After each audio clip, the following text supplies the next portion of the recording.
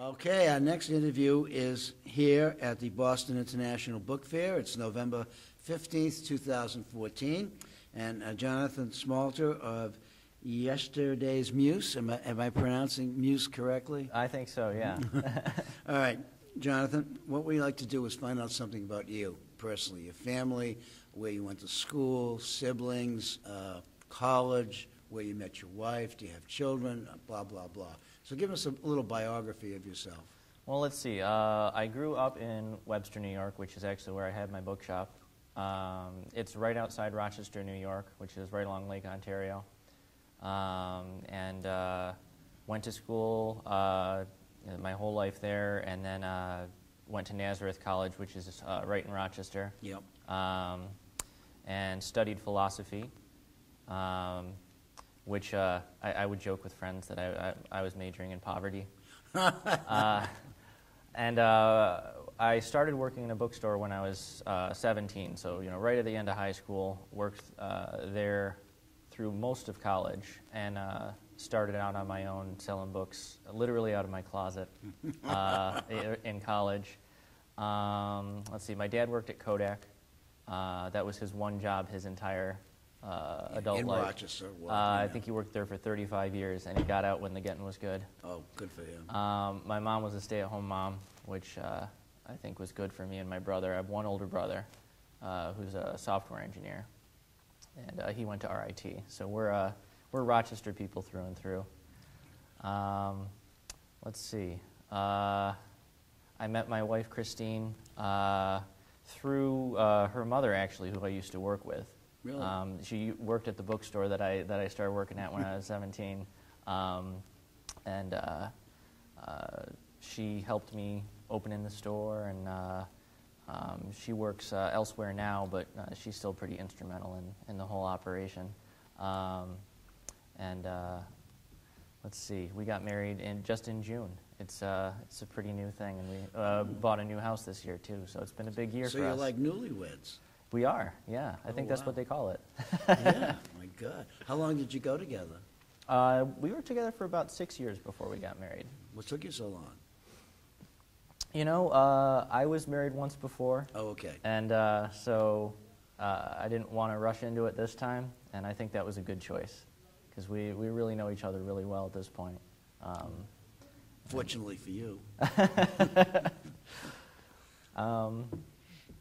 That's about... what was the bookstore that you worked at as a teenager? It was also in Webster Village. It's a stone's throw from where my shop is today. Was it a new bookstore? Or? It was a used bookstore, and they also sold online, which was sort of what sparked me to get into the business myself, because I'd always haunted bookstores as a young kid, and I... before I visited bookstores, I read everything there was to read in the public library. Wow. And so I always had a fascination with books, which probably goes back to my grandparents on my mom's side. My grandmother, who's no longer with us, I think the first memory that I have of her is her teaching me how to properly turn the page of a book. Wow. So working there, I said, "Wow, you can sell books online. You don't need to have a shop. I should try this." I was a cataloger for them, and they were kind of all about pushing volume through, and so I became very proficient at cataloging things very quickly, and so that was kind of my competitive advantage when I set off on my own. But I really didn't know anything about the antiquarian trade at all, and that was kind of a long time coming. Yeah. There was interest there on my part, but very little knowledge. And actually, Christine suggested, after doing some research, hey, you should get in touch with these people from the IOBA and join them, because it sounds like they do what you do. And so I ended up joining them. And through them, I got a scholarship to the Colorado Antiquarian Book Seminar. When did you go to the seminar? 2011. Okay, so I missed you. You did, yeah. The faculty members when I went were Lauren Baer, Kevin Johnson, Rob Rulon Miller, Dan Gregory, and then I think John Hellebrand was a guest speaker I think Nina Musinski was there too. Yeah. And that was sort of a revelation as to, the sort of things that I could be doing that I wasn't yet. So all that's still relatively new, but, within 3 years, I've become an ABAA member. This is my first fair that I'm exhibiting at. Oh, that's great. What are your impressions of it? I definitely have a lot to learn, but I feel like I'm happy about where I am and who I've been able to meet and where I'm going. I think I'm on a good trajectory right now.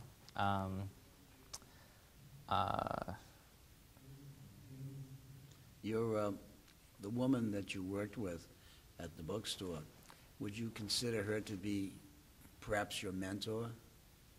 Actually, the shop was owned by a gentleman who Christine's mother also worked for. His name was Tim Ryan. He was sort of a force of nature. Yeah. He was extremely brave in how he ran his business. He wasn't afraid to make huge changes all at once, which I think was the great thing about how he did business and also the worst thing about how he did business, because when things were good, but when things weren't going right, it was dangerous. And I think he ended up, after I had stopped working there, he got very heavily into remainder books and wholesaling and sort of grew very quickly and then imploded. Really? And so he taught me a lot in terms of the good things that he did, but then also the mistakes that he made. You learned from someone else's errors. And I think one of the good things about the Colorado Seminar is that there's a tremendous amount of sharing that goes on between the faculty and those people who have come to the seminar. It's the kind of sharing that my generation of booksellers didn't do because they were afraid that you were going to buy something and make money on it, God forbid. Mm-hmm. So, but that's great that you went, and you're happy about being in the trade. But did you see anything around the book fair that sort of made you sort of like stand up and take notice? That's an interesting question. I mean, I guess this isn't necessarily specific to any book fair, but I guess one thing that's always sort of bothered me is this sort of general sense of frustration that a lot of the traditional booksellers express at any given opportunity, saying this is how things used to be. That's all you'll ever hear from us. And I feel like I'm the sort of person where even if I believed that were true, I don't think I would go around saying it. Mm-hmm. I think it's sort of damaging to the way that people think about the trade and the way that people coming into the trade perceive people that are already in the trade. That I think we could do with a little bit more positivity. You're dealing with a bunch of curmudgeons, a bunch of people who are round pegs who don't fit into square holes, and you're going to get that kind of thing at any given moment from any of the old timers. But in spite of that, there's a whole wide world that opens up to you when you are at a book fair. And I'm just curious if there's anything that you saw that sort of opened your eyes. Well, I think that outside of book fairs, most booksellers are a bit more guarded. You were talking about how, in the old days, people didn't want to share information. Yeah, right. Someone that I just met yesterday asked me about some books that I had, because I have a particular concentration of books, and he said, well, tell me what they are. And I brought a few over to him, and instead of, just scooping them up and saying, okay, thanks, see you later, he said, you should email this collector. And he just handed me a name Well, that with was nice. no expectation of getting anything in return in the future. And that sort of surprised me, because it's something that I haven't seen elsewhere. And I think it's encouraging. It happens more than you would imagine. I think it really does. That was probably the most surprising thing that's happened so far this weekend for me. Other than the fact that you're still here. What is the yesterday's Muse bookshop? What is your parameter of material? What do you specialize in or generalize in? We're generalists because we do have an open shop. So I have everything from $5 books to $5,000 books in the shop. I wouldn't say that I specialize in any areas, but I definitely gravitate towards history and literature. Mm-hmm. Of course, occasionally a collection comes in that you don't pass it up. No, right. Even if you don't know a whole lot about it. And those are the things that teach you a lot. I got in a medical collection this year that I didn't know half of this stuff about, the history of inoculations and how that relates to American history. Oh, yeah. And it all sort of ends up weaving a web within itself. So I kind of like to go where the books take me. Which I think sometimes is a good thing, and sometimes maybe I could do with being a little bit more focused. That's something I'd like to work on. I think that comes more or less with your experience, and the more you're into the trade, the more you begin to think about other things. And, sooner or later you'll probably find some niche that you're going to call your specialty, and then there'll be other things that'll be part of your banner. Okay. What attracted you to the book business as a business? I've always been interested in reading, and I think reading's important. I don't want to get off on the tangent I know I could get onto talking about that, because I have a tendency to, soapbox. It's okay, soapbox about all that. you want. But I don't know. I feel like we could do with, as a society, with understanding a bit better how important reading is and what sort of doors it opens and why more people should be doing it. And I guess when I say reading, that's sort of too broad of a term, because you can read, pop culture articles, and you can read lists of, the top 20 authors who write such and such, and a lot of that stuff is kind of in one ear and out the other. But the things that I think are truly valuable are the books that lead you somewhere you didn't expect to go, lead you to 10 other books that you would have never expected you were going to want to read. It's true. And I think having a shop and talking with people, I think very few people understand that phenomenon. There's people that come in that know they're not readers and think they're probably never going to be readers in that serious sort of way. Yeah. And I feel like they just haven't found the right book yet. And, I realize it's somewhat sentimental, but I feel like it's incumbent on us in some way to try and help them get to that point where they, because when I was in college, I read several books that I would say were life-changing books, and not in the sort of, I'm going to move to India and renounce personal property sort of life-changing, but just things that really solidify where you want to go and what sort of person you want to be in ways that, that just everyday life isn't going to do. Name a few. I think our viewers would probably like to hear them. Man's Search for Meaning was a book that I read in an existentialism class that I took. And it's, the first half of it is the experiences of Viktor Frankl as a survivor of the Holocaust. Mm-hmm. And the second is an explanation of a version of psychotherapy that he developed during and after the war to teach people how to take negative experiences in their life and actualize them, make them something that was useful. And I struggled a lot with negativity when I was younger. I was very down on things, and you know, books were more of an escape back then. I read a lot more science fiction. Let's go to the moon, baby. Yeah, you know, yeah, forget this. I'm not good at this part, so we'll be over here. And that was the book that kind of, you know, grabbed me by the scruff of the neck and said, look, you know, these things that you're letting consume you, take them and make them into something good, because that's what they're for.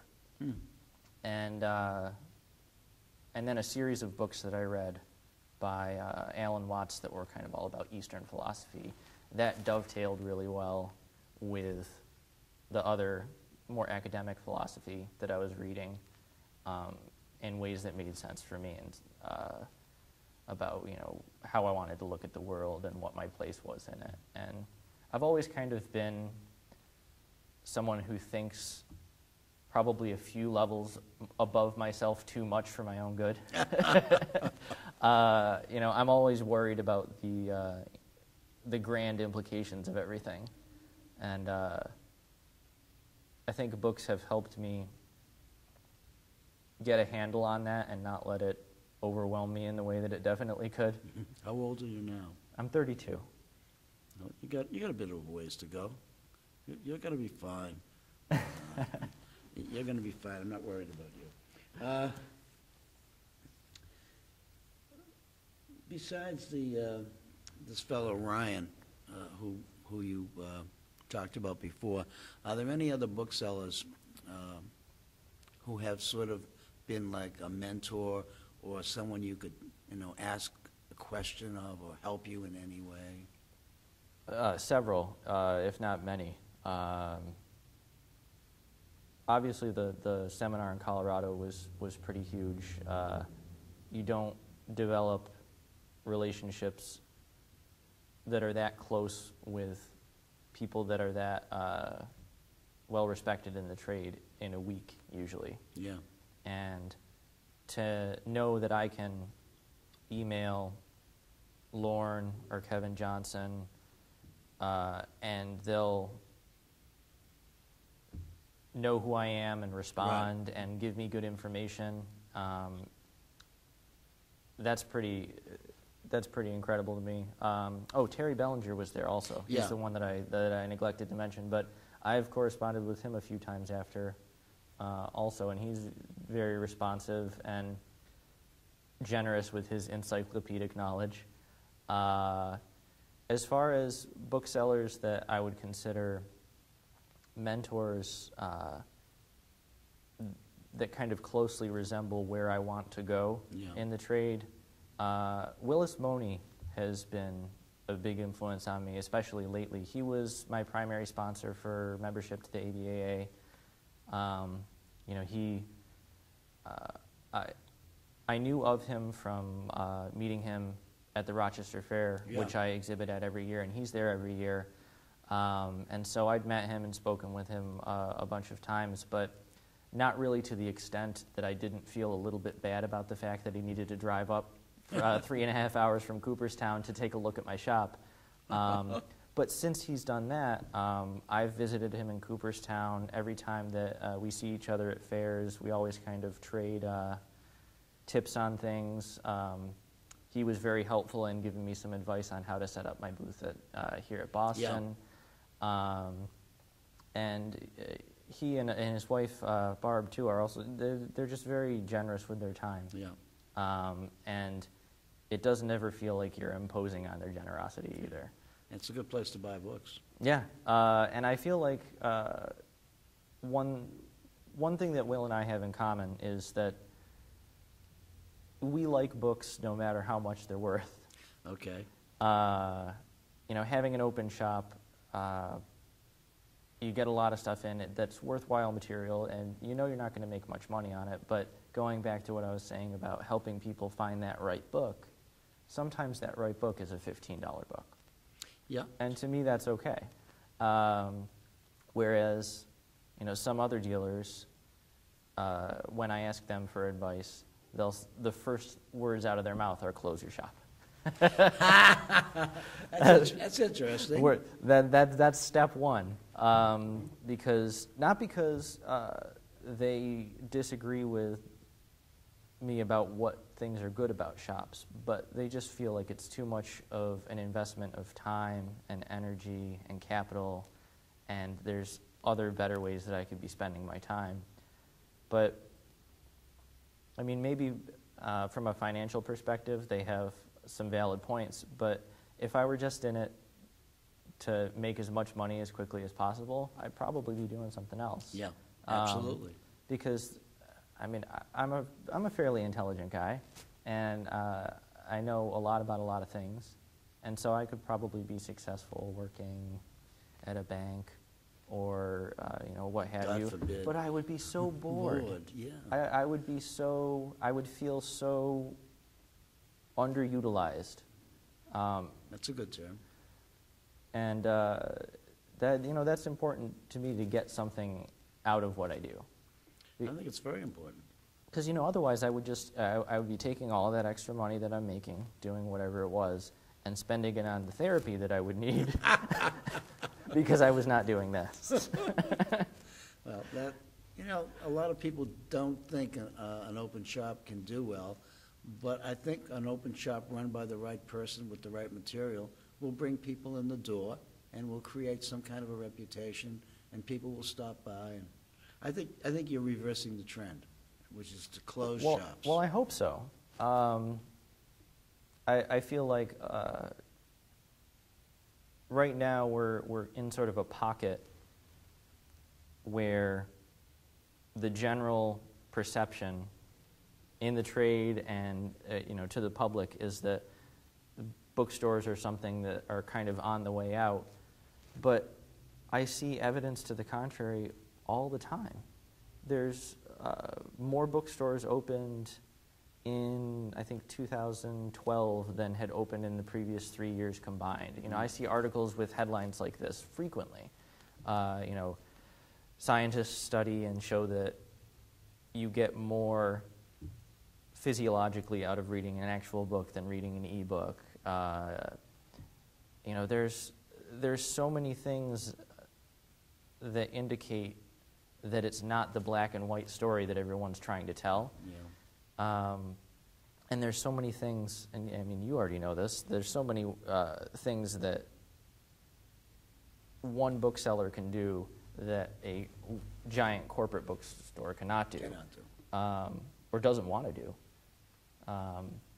So, yeah, I feel like the trend will reverse itself eventually, and I hope that I'm going to be a part of that and continue to be a part of it. There'll come a point in your career where you're going to say to yourself, do I want to continue to do this in this manner, or do I want to continue in the trade in a different manner? It happens to everybody, and at that point, you'll make a decision. Those decisions are not irreversible, which is the good thing about the book business. Mm-hmm. We're all a bunch of curmudgeons, and, you know, if you feel like you're one of us, then you're a curmudgeon.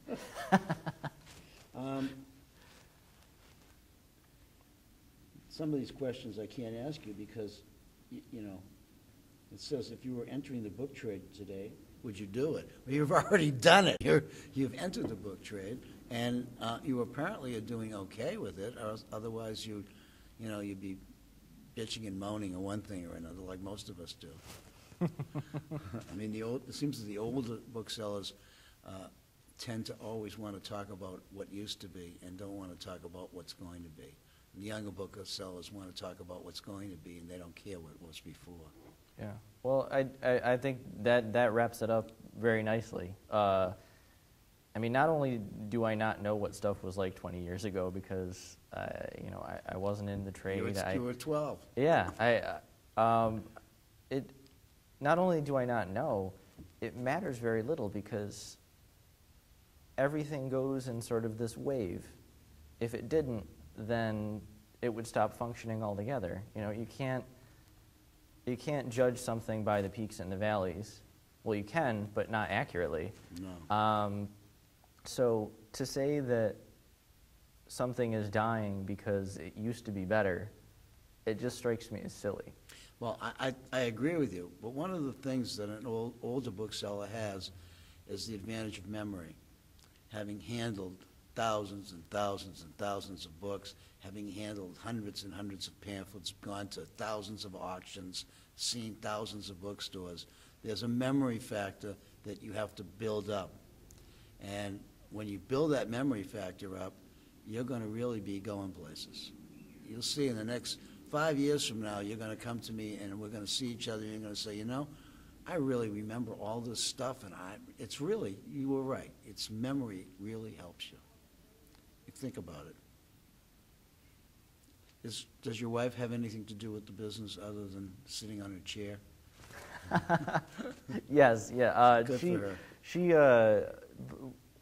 in addition to sort of keeping me from ripping my hair out when I have to, you know, plan the logistics of events like this,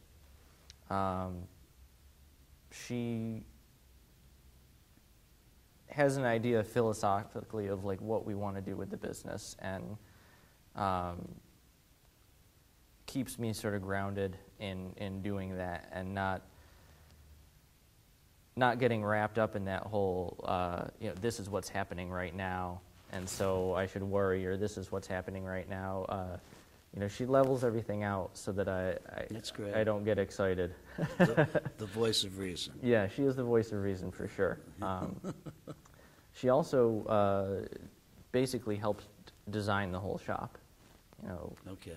how everything was going to be arranged, color scheme, and everything. I'm just not really that good at that sort of thing. Most booksellers aren't. So we kind of have a running joke that anytime that she comes to visit me at the shop, I end up needing to fix something that I'm doing wrong, which is, That's good. you know, it's. I joke and say that, you know, as if I'm annoyed, but it's actually, I love it because obviously I want to be doing things well, and obviously I only have so much bandwidth to accomplish that, and so there's going to be things that kind of get pushed by the wayside, and to have someone that can come in and see things objectively and say, you should really focus on this just for a day, just that really, really helps out. And I think everybody needs that. Yeah. And unfortunately, not everybody has that. No, but you're very fortunate. You have a lovely wife who helps you and keeps you grounded and helps you not lose as much hair as we're both losing. And we have come to our 30 minutes. And I appreciate very much you participating, and thanks for your point of view. Well, thanks for having me.